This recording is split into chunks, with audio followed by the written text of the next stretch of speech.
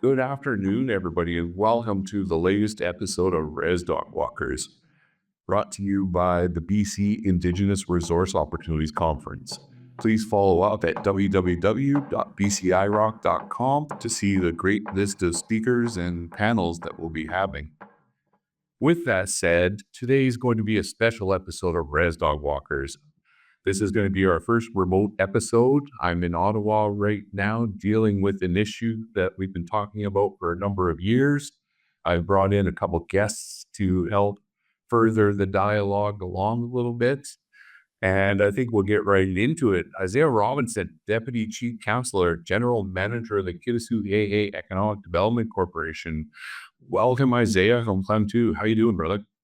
Thanks for having me. I'm the CEO now of the Kitasoo Development Corporation, so there's a bit of a change to the title there, but thanks, Dallas, for having me.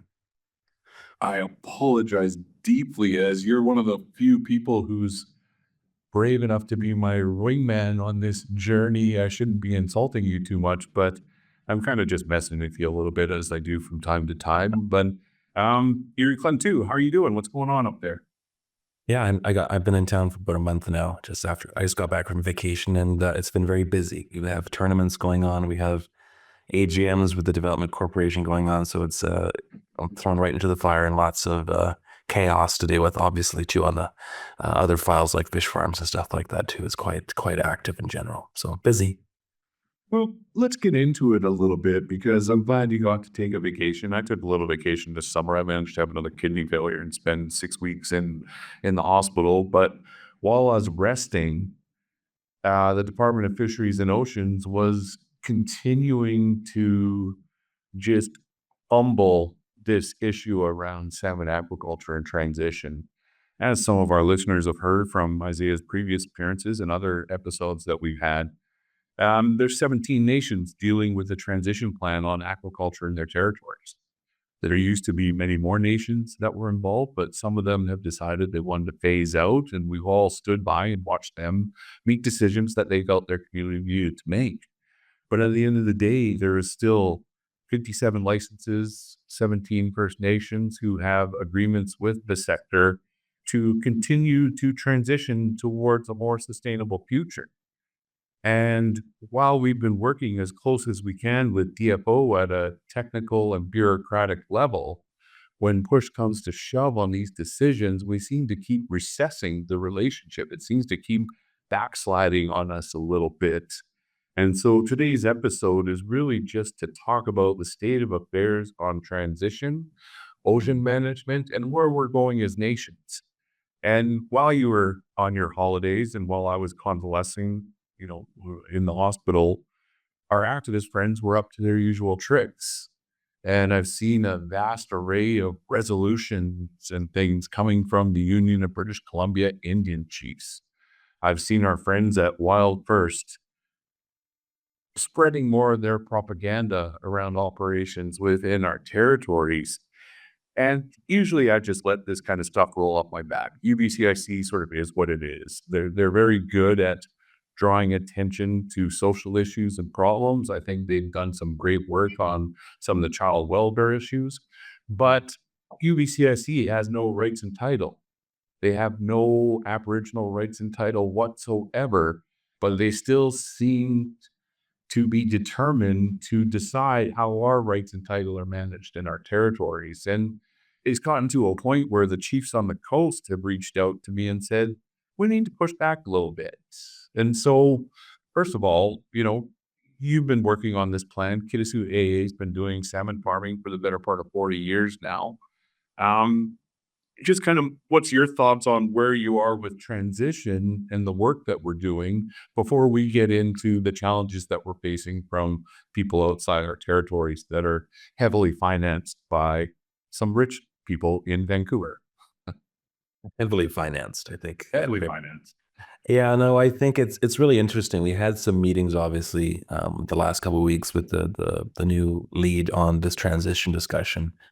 And it was interesting to have those conversations and just hear kind of how he thought it could work. And I think, that I'm consistently seeing, through this whole process that we've been doing the last 2.5, 3 years is that how out of touch Ottawa is, I would say, and how out of touch they are when it comes to the realities of what's happening on the coast. And like it concerns me, the functionality of how we spend a lot of money to have connections with these people to build that relationship. And they just don't understand, even after all the efforts of us flying across the country when we're doing the quote unquote consultation. So it's a bit of a bizarre situation when it comes down to where we're at. Because I completely agree with you. We can continue putting ourselves farther and farther. Like it's not ourselves; it's the way the government is putting this, trying to run this in the end. And yeah, it's just we there's opportunities, there's solutions there, and Kitasu's really on the ball to try to, say Moe, let's do this, and Moe's completely on side, but there has to be some reality too, is that each of these branches of these companies that we work with, once their legs are shot out, HQ is not going to be sending them any money. They're meant to be sustainable. So like that's the big piece, that there's little to no understanding when it comes to these investments and how this stuff can really work. So it's, to me, it's disappointing. We were at a really good point just before they announced this quote unquote ban on fish farms. We had everything kind of lined up in regards to what we wanted for transition, what we wanted our partners to do, and now everything's seized up because shareholders aren't able to invest as much as they want. So it's been an interesting, I'd say, 4 or 5 months in general on how we've kind of gone through the flows of just emotions, basically, in the end, is what's kind of come to fruition. I'm glad you put it that way because people act like all we're doing is trying to save some Norwegian interests and some of these international corporations' interests when people don't realize that the revenue that we develop from these enterprises goes right back directly into our communities. I think of housing. I've just become on council officially for my nation now. So I'm a counselor and a decision maker for the Clowitzies Nation now. And we're trying to build 100 houses over the next 5 years. We were going to pick up 80% of the costs for that build out based on the own source revenue we've developed through aquaculture, forestry, and other initiatives. But we just keep dying by the death of 100 cuts on these issues, to a point where I'm in Ottawa right now going to beg the housing minister for money to build houses that I was prepared to build on my own. I didn't want to come hat in hand. We wanted to build a program that was going to see us successfully build out our community to bring people back home to start recontributing to our territories and our society and the general community at large. And now that plan's been stifled because we've had to appease a handful of MPs out of the Vancouver urban area. And I mean, you and I have a funny story that I'm definitely going to tell this time around because I go back to the day that Minister Boutillier announced the forward plan on the transition for aquaculture. And that same day, we had planned to have a press conference to respond. I think you'll remember we were in Vancouver. We brought all the chiefs down, and I was just getting a little bit anxious. I don't usually get nervous, but I was just anxious waiting for the day to start. I was waiting for the ministers' conference. We found out that Minister Wilkinson was having his own conference to supplement his views and vision on what the very able Minister Boutillier had to say, but he had to put his own stamp on that. And I said, Isaiah, I need a Coke and I need some grease. So you and I went to McDonald's in the bottom of the Fairmont Hotel, and we're sitting there. I'm having my Coke and I'm trying to relax a little bit. And who walks in? Jonathan Wilkinson walks in to go try find a coffee. And Isaiah and I sort of look at him like, is this really happening? And he sees us, or he's 30 feet away from us, walking right towards us. And so both you and I get up to stand up to go shake his hand like we would normally do to any elected official, like the dozens we met with over the last couple of years. And he turned around and did an about face and couldn't get out of that area fast enough. Was that not one of the most embarrassing but hilarious things you've ever seen?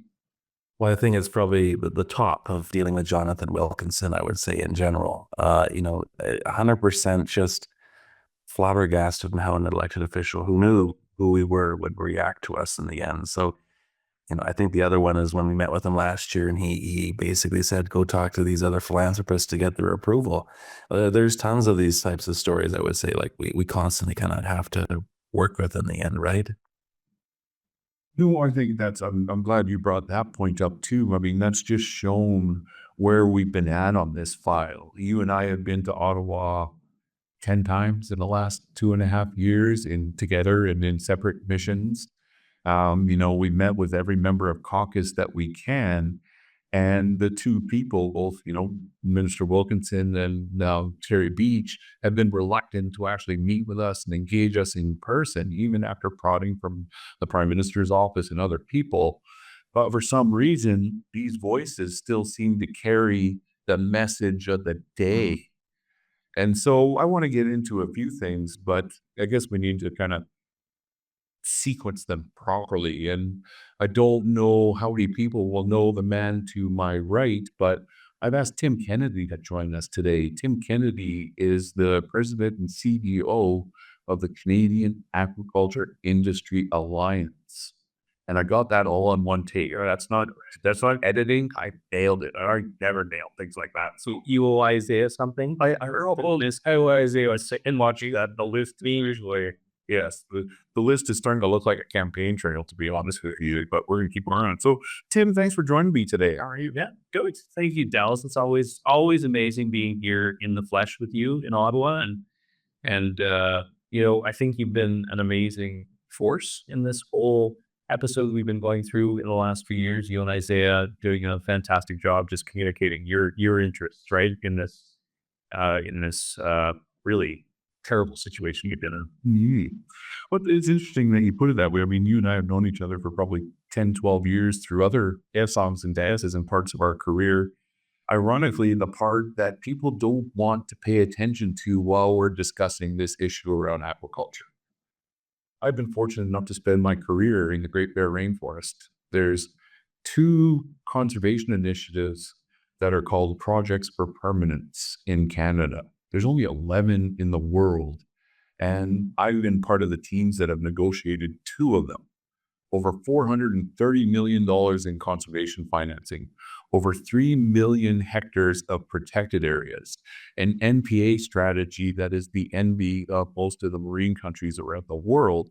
But still, I can't get anyone to listen to me about agriculture as it fits within ocean management because of certain members of the BC Federal Liberal Caucus. And the irony is starting to piss me off a little bit, actually, because what we're looking for is balance in this discussion. And I say that because I met you during the days of the Harper government when we secured the $30 million federal contribution for that creating the Coast Opportunity Fund. Right. For those of you who don't know, the Coast Opportunity Fund is a $120 million economic fund that was a result of the protection regime within the Great Bear Rainforest. And so the 26 different nations within the Great Bear Rainforest all agreed to a certain amount of protection with their territories. And the conservation community brought $60 million of private funding that was matched 30 million by the province. Gordon Campbell kind of checked for 30 million. And then Stephen Harper, through Minister John Baird at the time, brought out 30 million from the feds. And through that process, we started to build a conservation economy. We created 1,100 full-time jobs that weren't just the result of developing natural resources. We developed over 100 businesses that started to get our toehold in for ecotourism and other opportunities that exist. And we learned from that. One of the things we learned was if you do the protection before you do the economic development is very challenging to do because you've already set the table for what can and can't happen, and it doesn't give you the flexibility to be creative. And so as we've been going down that road, we realized that we needed to do a marine component to coast funds. And so a number of years back, Coastal First Nations, Namaqua's Council started a discussion to continue this journey, but to include the marine environment. But this is about ocean management for us. None of us have the luxury to talk about aquaculture in a one-off, shellfish in a one-off, marine conservation in a one-off, because it all has to be put together in a manner that's led by First Nations. And we've learned, we reached our stride in doing that.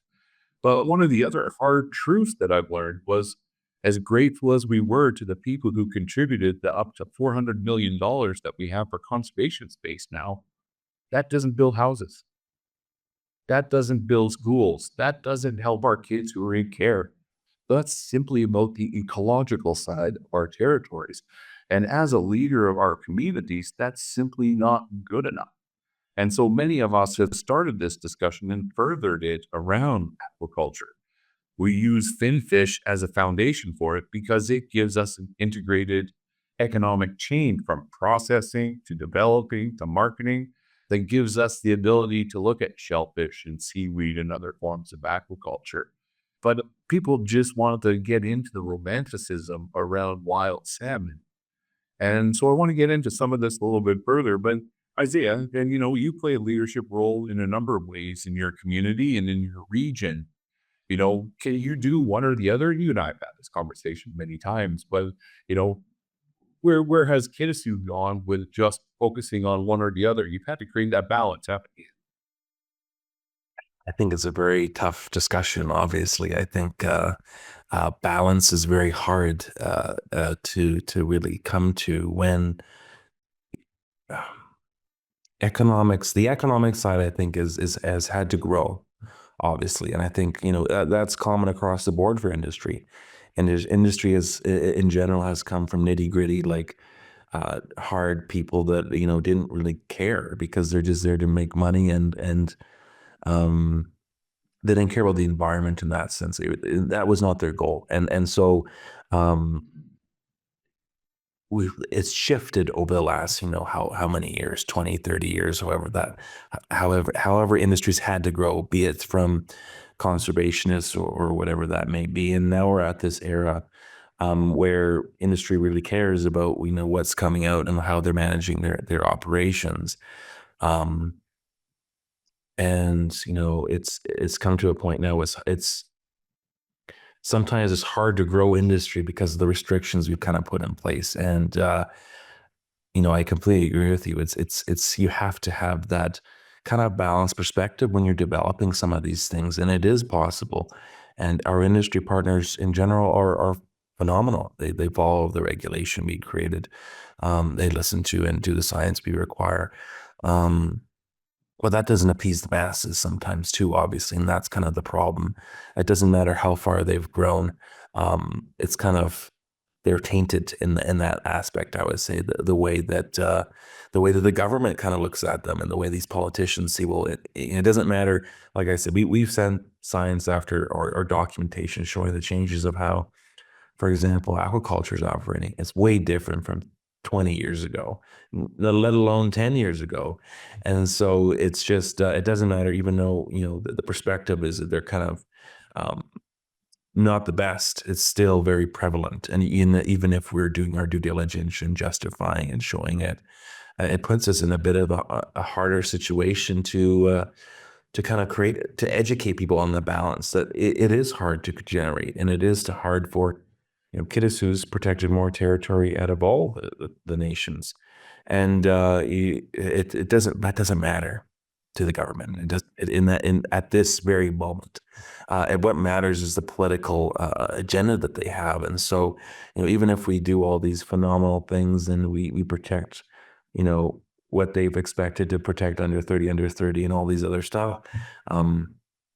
It's what the bottom line is for their own polls. So even if we create that balance, which is very complex, I would say, and then create conflicting values. You imagine after 30 years, we have all these people that are like, well, we need to conserve everything. And then there's some people that are like, well, we need to grow and we need to make money. So yeah, so it's kind of like, it's an interesting kind of dynamic we're having to face. And I find it really interesting. And industries, it has done very well with the pressures that we've placed on them as the First Nations in general across the board along the coast. Well, I think that's so apt. And I think that's another interesting side of this is so many of us have protected so much of our territories and are trying to find that balance. And it's hard. It's not easy, but we have to have the tough discussions. And I want to get into some of the oversight that we bring to it. But Tim, you're here in Ottawa and, you represent aquaculture interests kind of across the country through your organization. But why don't you give us a quick kind of just who you guys are and Yeah. what you do. But then also, I was able to see the article you wrote for the Hill Times last week. Maybe share some of that just for some of our people who can't get beyond the paywall. Yeah, You'll- yeah, no, that's good. And it's just to correct Dallas, it's I politics on Friday. So that was sorry, Harold. So quickly, so Kaya has about 65 members across the country from producers of different plants and animals. So we do both finfish, shellfish, and also seaweeds.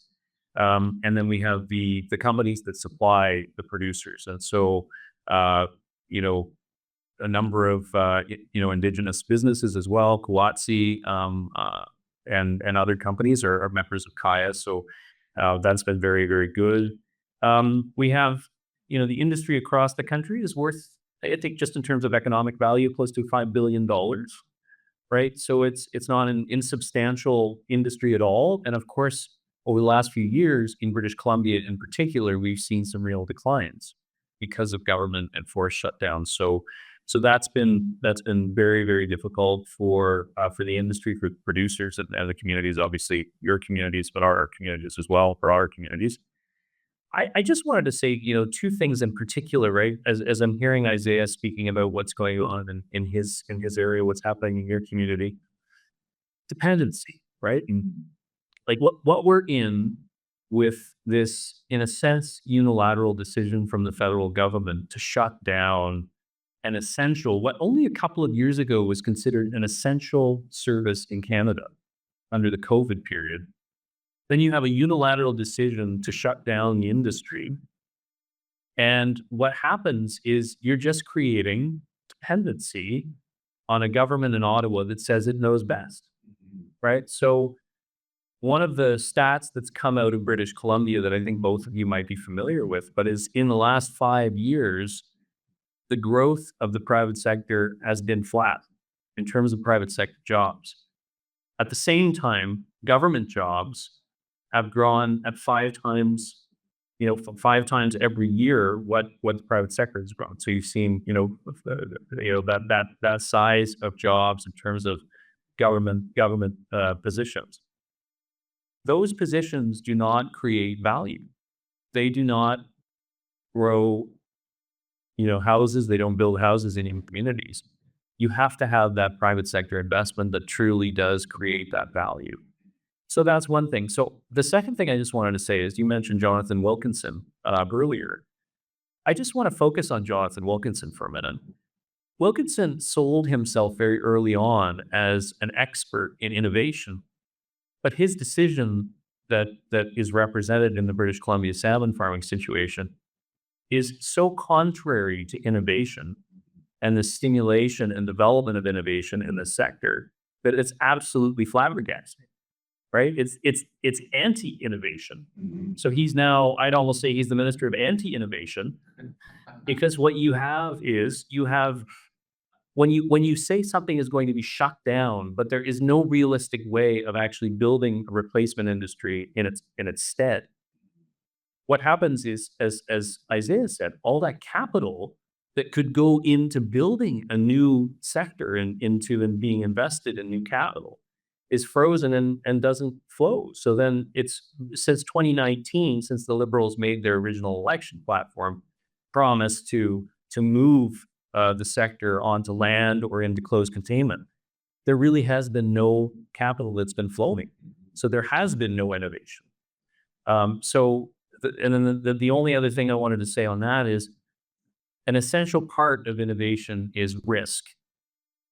And yet what we're looking at is we're sort of developing a culture in Canada, which I think has its leadership in some ways in the symbols that are being set by the federal government through decisions like this, where we will only tolerate zero risk in terms of any innovation in any enterprises that we put ourselves behind. What that does is everyone then doesn't want to take a risk. They don't want to take the initiative to build anything. And we're seeing this across the country in different sectors. There's a suppression going on of resource development because of, again, this pushing back and saying, no, we don't want any risk in any of these areas. But again, come on, this is essential human activity, but all of our activity involves some level of risk. And so what we're seeing is this almost anti-innovation. And we wonder there's a problem with productivity in this country because there's an anti-innovation mindset that in fact is propagated by someone like Jonathan Wilkinson, and is, I think, illustrated so well in the situation we're going through with BC salmon farming. But I think that's, totally true and valid and right on the mark. We've been looking at other opportunities and options around the sector to try bridge the gap between the rhetoric of the activists and the realities that we face in British Columbia. And I was talking to BC Hydro last week, and we're 7 years away and $200 million just to start talking about how we get power to our remote communities to be able to even try out some of these other technologies that exist in Norway, which invest $150 million a year in the sector. And the other thing that these stoppages have done is they've been great for everybody else's economy. I was in Superstore, and ever since my uncle Bo Dig, did his protest against salmon farming and stopped looking in grocery stores at Atlantic, all I've seen is the price go up and made in Chile, made in Norway, produced in Scotland. These are all things that used to be Canadian value-added opportunities that we're now importing at almost double the price of what it was 5 years ago, but also probably double to triple the carbon imprint, the carbon footprint of one of the most cleanest resource development opportunities we have in the country is being tripled because we're importing this from other places now. So I want to talk about that a little bit because the infrastructure isn't in place. Even if we debunked all the myths around the impacts of farmed salmon on wild salmon, the ability to do closed containment or land-based aquaculture in British Columbia is just a fairy tale. As much as I hope the technology eventually gets to a place like that, it doesn't exist right now. Beyond the Discovery Islands, where they closed 19 farms with a stroke of a pen, and maybe some areas on the west coast of Vancouver Island in a Howsett territory, in a Shagmas territory, would we even be able to venture having the necessary clean energy supply that it would take to run these types of facilities, let alone the water impact, the other issues that come with them. But one other thing that's become evident in this is sort of the nation versus nation issue that's popped up from this. And we see UBCIC is always spouting off about aquaculture. I mean, it's no secret. Bob Chamberlain was the vice president under Grand Chief Stuart Phillip for a number of years. And even though Bob, when he no longer was chief of his community, wasn't at UBCIC, he's been able to use them as a vehicle to achieve these goals against the salmon farming sector and specifically our communities. But as we've started to tour around and talk to other nations, nation to nation, we realized that the level of information hasn't flowed properly. And that's probably a little bit on our fault. When the issue got contentious, a lot of us just stuck to our knitting and stayed in our communities. It wasn't until the Wewakam and Wewakai nations had to have the 19 farms taken out of their territory that the rest of us stood up and said, oh, if they took it out of there, they're coming for us next. So we need to come together and bring some unity to this discussion and bring some common sense to it. But the analogy that I use when I go meet with chiefs from the Fraser River or the interior, which we've been doing regularly over the last 2 years under the advice of a lot of people, our communities, government, provincial government, federal government, they said, reach out to these communities. And the example that we end up using is something like TMX. The TMX pipeline is now built. Bitumen is flowing from northern Alberta to Burnaby to the refinery. There's a number of different First Nations along that pipeline route that have IVA, impact benefit agreements, that give them accountability for the oversight on how that pipeline is managed. The rest of us trust those nations to manage that pipeline in accordance with their values to not negatively impact salmon. The route of that pipeline is right along the Fraser River. We keep getting cited about the impacts to Fraser River sockeye from aquaculture, but nations can build a pipeline along the side of it prosper from it, as they should. But for some reason, we're not given the benefit of the doubt. I have never seen UBCIC stand down to anybody except the salmon farmers and say we all need to do more to protect wild salmon, which we're doing. Many of us have taken our own initiatives to replenish salmon habitat in our territories. I know through the work that I've done in the Great Bear Rainforest, many of us are working with the forest companies to repair a lot of the devastation that happened through poor logging practices. And so we're doing what we can, but it still isn't keeping up with the impacts of climate change, overfishing, and bad habitat management. So it's really comes down to, if this discussion's about wild salmon, which I am all for, first and foremost to us as wild people from my territory, salmon is our lifeblood. Salmon is what sustained us for 14,000 years. But for some reason, no one wants to have the full dialogue about salmon. And so, Tim, I wonder from Ottawa, what's your view on this? I mean, this is sort of a BC problem that really the only solution right now comes from Ottawa. What's your view on just how this has played out over the last little while, where we're trying to take it as a coalition, but also some of the challenges that we face? Yeah. So Dallas, I think a few things. One is the decision around this issue has to be pushed down to the local level. I mean, fundamentally, to both the communities, the Indigenous communities, your communities that have a real stake in this, but also just local communities. They need to be, the weight of their perspective needs to be much, much heavier, right? The challenge again is, and the article that I wrote on Wednesday was that this is a bad policy, but worse politics.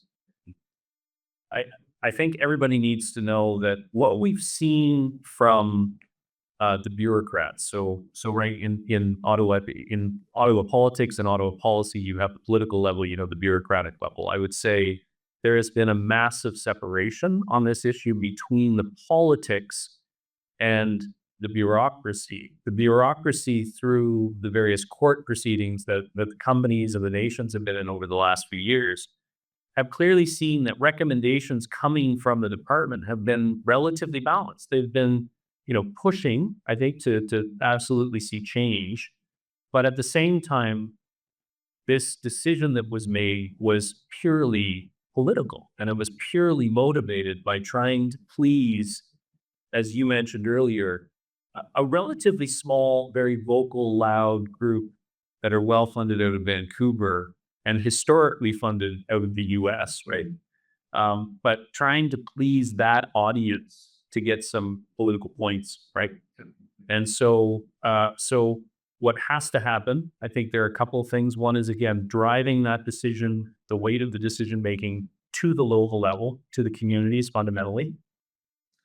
Also, recognizing, pushing back on the activists who across the country, not just in this sector, but in all resource development and for instance, food sectors, are constantly demanding greater transparency and greater accountability on the part of industry and those engaged in really the creation of wealth across the country, but not accepting accountability on their own for a lot of the misinformation that they are confusing the public about. And the reason I'm raising that is because there's a distinct connection here. One of the clear strategies of the activists that you know so well is to constantly see doubt and skepticism towards the government. For instance, the regulator is in bed supposedly with the industry. We know that that's not the case. Like, absolutely, we are very separate. But what's happened is they have seeded that doubt to the point that the government and the politics of the moment is at the political level doesn't even believe in their own government. They're not willing to fix the supposed problem. Their fix is actually just to shut down an industry, which is the most extreme potential solution that you could come up with, right? $1.6 billion industry in British Columbia. Yeah, and largest output in British Columbia behind forest products. Right. And so without getting into the science debate, but we are governed by the government of Canada and other governments, right? Well, you are our industry. Yeah. Oh, the industry, of course. But the only way that we are governed is through a set of understandings around science and regulation. And if there's some problems with that process, well, then it's the government's responsibility to fix it. If they're not willing to fix it, but they jump to the conclusion that we just have to shut you down, that seems like you're missing a whole bunch of steps in the middle. If that's what we've had to go through in this situation, right? So, Isaiah, this goes into something that's more in our political arena, I guess, is again, pardon me, we have groups like the Union of British Columbia Indian Chiefs now playing a colonial role in trying to tell us what's right and wrong in our territories. I believe the last resolution I read was that they should be in charge of the oversight of the removal of farms in our territory that we've been very clear that we want to keep. We've been clear that we want to build a transition plan. We want to build a regulatory framework that's transparent and accountable. But for some reason, the Union of BC Indian Chiefs has taken upon itself to play the role of colonial master and started to tell us this is tough for you and I because you and I work in many different circles. We don't just deal with aquaculture on a daily basis. We deal with the protections of our communities, of our territories, the management of it, and we're very accountable for that. But just some of your thoughts on outside organizations like this playing the role that they're playing right now. Well, I think it's a bit bizarre, to be honest with you. I think it's quite clear, and we always talk about it. And many First Nations we work with are a part of this organization and have supported these resolutions, if anything, I would assume at this point when they're there. And if they were in our shoes, I know that they wouldn't be letting this happen, period. And that's what it comes down to in my perspective, is that we're doing our best, and it's very clear in our perspectives, and it's very clear and most, like I would say, all First Nations, is that organizations like the AFN and UBCIC, I greatly respect some of the things that they are doing.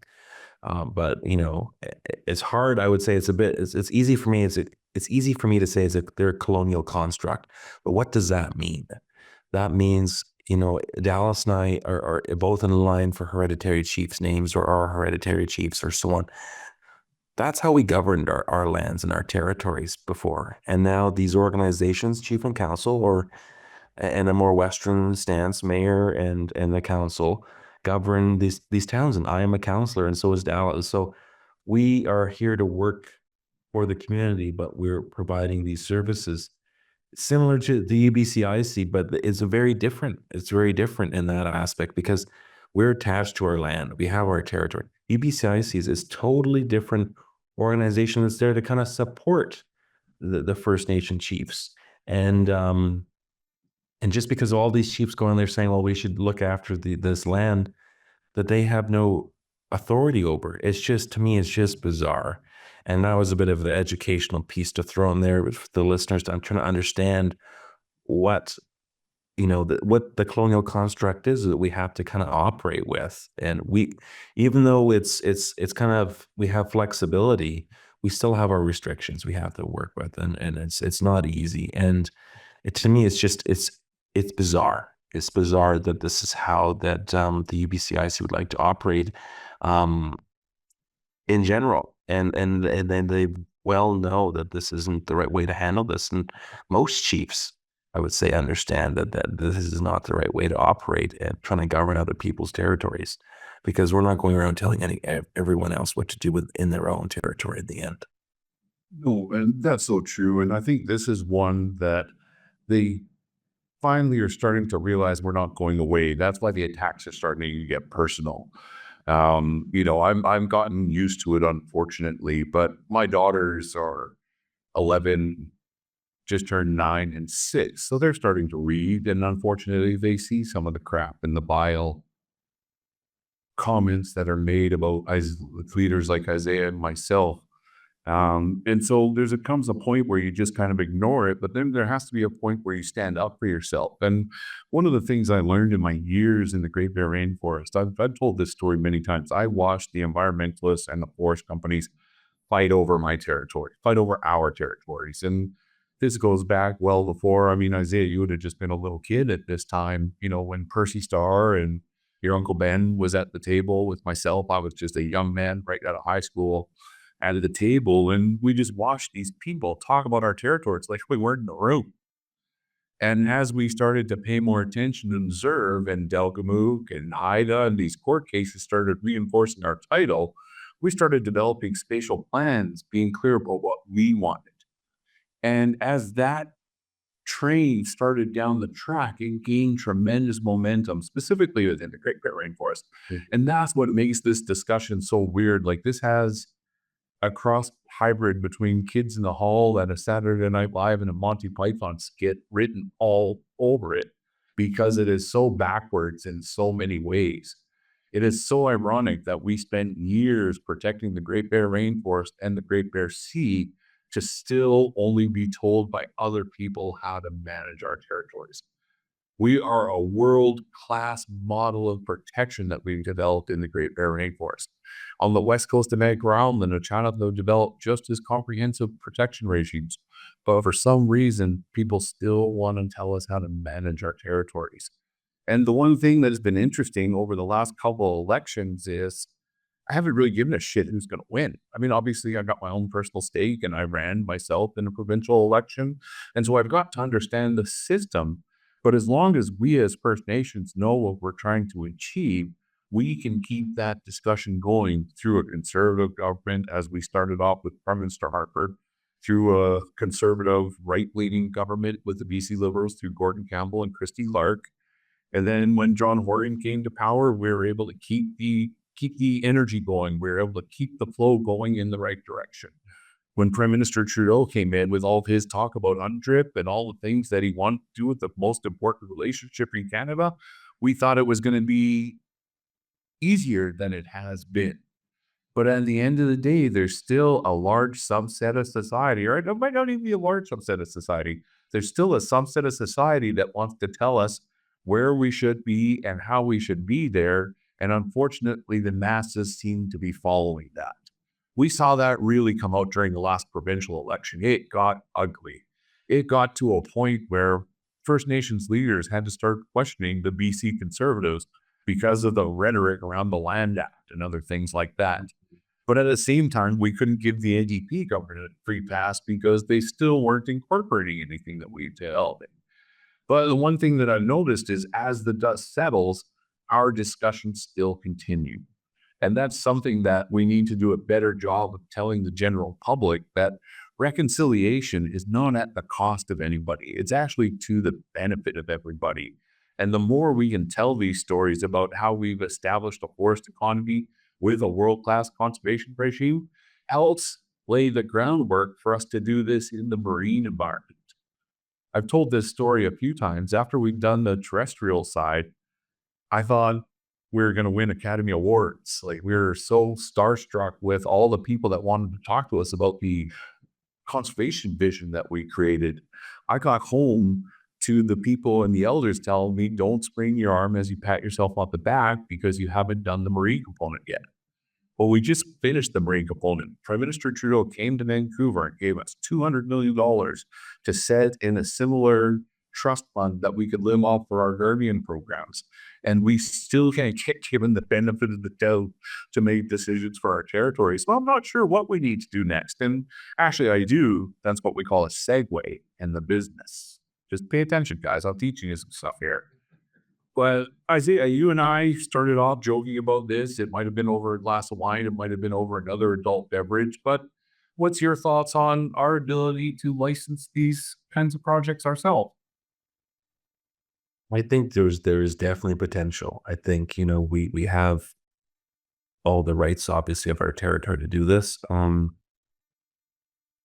I think it's very much feasible if we implement it properly in the United Front. 100% is possible for us to do something like that. I think that obviously I have in that business mindset, a couple concerns, obviously, where they're business partners. I was saying how we're able to kind of continue operating in a way that we can. But I think if we were able to execute something in general, I think it'd work 100%. Just reflecting back on your comments and then just, in regards to this reconciliation discussion, and like, we can do these farms ourselves, no problem, I think, in general. but it's not going to change the rhetoric that we're hearing. And I think the big thing that, Murray Sinclair just passed away, and one of the big things he's always really stated is education has got us into this mess, and education can get us out of it. And that's really the big piece. Reconciliation is such a massive beast. And just on this one file, it's so controversial in general about us and how we're operating and so on. But it all that quote he states trickles down to every single kind of conversation we should be having on how people should be interacting with us and how we should be moving forward together. So I think it's totally feasible. I think, big discussions need to start happening on communications, on how we're educating people.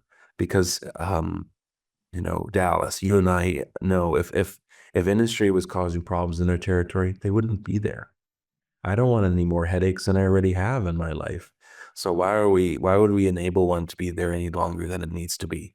So, I think that's a big thing, is that we need to have further discussions on how we're gonna be able to educate people and tell them how we're gonna operate our territory. But 100%, I think it's feasible. Innovation will be a bit more of a tough discussion because we don't have that big dollars maybe, but I have no clue. It's a good opportunity. I think it's just how we're going to have to explore it. I think in the end is the key. And I think that's going to be part of the dialogue over the next little while. I think one thing I've learned is to not stop fighting until you get to where you need to be. And whether that be through conservation initiatives or whether that's through the economic development initiatives, we just need to keep bringing our voice to the table. But it's also important to build relationships with other organizations to help point out some of those issues. So, Tim, just as I'm closing up here, and this isn't going to be the last of this discussion, we've already had 1.5 episodes of Rez Dog Walkers, but this Rez Dog Walkers was actually a creation of our discussion around the salmon farming industry. But just in closing, what are some of your thoughts going forward? Yeah, to what you said, Isaiah, I mean, I guess a big question that I always have is there a way to break the polarization in British Columbia around this issue? Is there a way to have a more reasonable conversation? Because right now it has been so polarized. I think the path forward is education, as you say it is, but it's also identifying those who are willing to walk with us all, right? And to really walk to see improvements, but to also respect and recognize what's all the good things that are happening in the communities, and certainly the independence and the rights of the communities, right? And so I don't know who that is right now, Dallas. I think probably you have a good idea about some people that might be able to do that. I also think that we continue to have to be recognized as a major part, or potentially major part, of the Canadian food sector. And we've been partnering to talk about partnerships, but we've been partnering with different ag groups across the country, food groups, because again, Canadians want more domestically grown salmon. They don't want less. They don't want to buy it from Chile or Norway. We should be growing. We have the most opportunity, in a sense, in the entire world to grow the very best farm-raised salmon in the world. So that's where we are. Thanks, Tim, so much. I mean, as we start to wrap this discussion up, that allyship that you just talked about is so important. I think of friends like JP Gladue and Ellis Ross, who have just told us to get into it and muck it up. Just make your voice heard. But that's created allies along the way. The Indigenous Resource Network has been so supportive of our plight on aquaculture. They've given us the ability to amplify our voice. We can't keep out these well-heeled activists who just have millions of dollars at their disposal for this. But I think we're punching above our weight like the activists tend to do. But the other interesting side before we go, and I go to Isaiah for this last comment on this is also emboldened us who play a leadership role in the conservation community to have those tough discussions with these environmental foundations. I mean, I know just from personal experience, groups like Nature United, the World Wildlife Fund, the Gordon and Betty Moore Foundation, who I have very productive relationships on the conservation side, and we've had to challenge them to be able to look beyond the blob on a map to see the communities that are behind it and what's important to that. from an economic development point of view. So nations like Isaiah and Kitasoo, I think of Chief Leslie Walkers in Nakwada. I think of Hereditary Chief Ashagamis in Howzit. Those of us are dancing on both sides of the table because we don't see it as a table. We see it as our territories, and we're doing what's right for our communities. So as we go forward with this, Isaiah, you and I are coming back out here to Ottawa at the end of the month. We might have to do another episode. But just some of your closing thoughts as you prepare yourself to further this discussion. Conservation is very complex, and managing and being productive and having an economy is very complex in these small communities. Um, I think it's very hard when you're trying to appease both sides and there's not a real understanding on the reality of us living in these communities and having nothing. I know I've had discussions with other elected leadership in my community about we're very pleased and we're very appreciative of the support we do get in areas, but you know, s- conserving our territory isn't going to feed us. Conserving our territories isn't going to build us a house.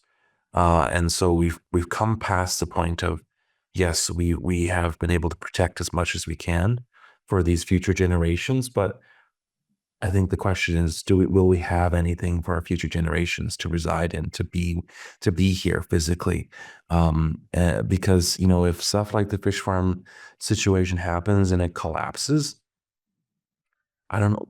I'm gonna have to create jobs, and that's a long commitment. And a lot of these things, you got to have a lot of hope to fight through what we're gonna have to deal with in the end. And I I myself will be in a different situation, but the community members, these people that we're supporting, are going to be in a much harder and more difficult situation to try to get through this. So it's a difficult discussion. It's a wicked situation, and it's very interesting. And I'm very curious to see how we're going to be able to play and just have some of these honest discussions with these conservationists and say, like, you know, we want to operate the way we want to operate, and we can follow your parameters, but we also kind of have our expectations too and how we want things to work. So it's a fun type of wicked problem that I like. You talk about it being more of a sitcom, a movie, but at this point, maybe in 20 years I'll have that same perspective on the shitstorm we've had to deal with the last 3 years, I'm gonna say.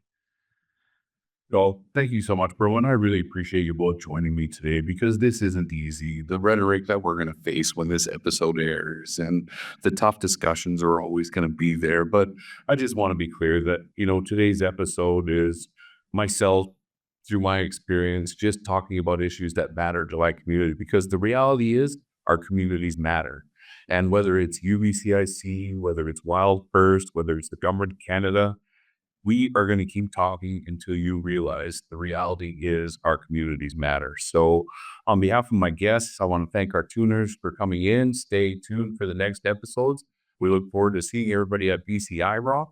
And I just want to say goodbye to everybody. Be well, and we'll see you soon.